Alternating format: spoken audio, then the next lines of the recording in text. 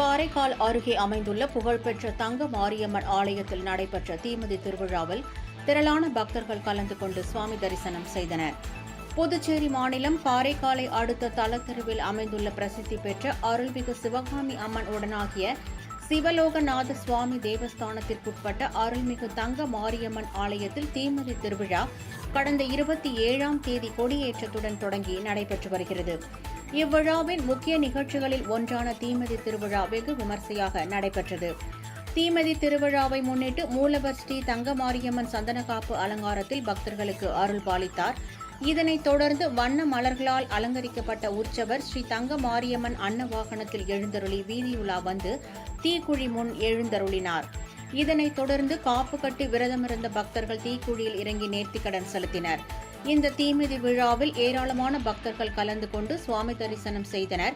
இவ்விழாவின் நிறைவாக விடையாட்சி மற்றும் பொன்னூஞ்சல் உற்சவம் நாளை நடைபெறுகிறது.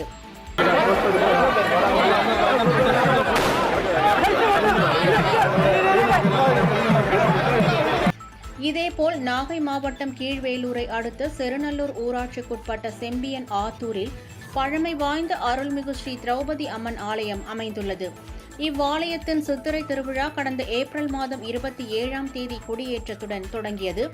இதனைத் தொடர்ந்து ஆலயத்தில் தர்மர் பிறப்பு, கிருஷ்ணர் பிறப்பு, திரௌபதி அம்மன் பிறப்பு மற்றும் திருக்கல்யாணம், அர்ஜுனன் தபசு நாடகம், குறவஞ்சி நாடகம், கிருஷ்ணன் தூது, அரவான் கலப்பலி உள்ளிட்ட நிகழ்ச்சிகள் நடைபெற்று வந்தன. திருவிழாவின் முக்கிய நிகழ்ச்சியான தீமிதி திருவிழா நேற்று நடைபெற்றது. அப்போது கடுவை ஆற்றங்கரையிலிருந்து ஊர்வலமாக எடுத்து வரப்பட்ட கரகம் தீக்குழியில் இறங்கியதை அடுத்து காப்பு கட்டி விரதமிருந்த பக்தர்களும் தீமிதித்து நேர்த்திக்கடன் செலுத்தினர். இதனைத் தொடர்ந்து அம்மனுக்கு சிறப்பு அபிஷேகம் செய்யப்பட்டு தீபாராதனை காண்பிக்கப்பட்டது.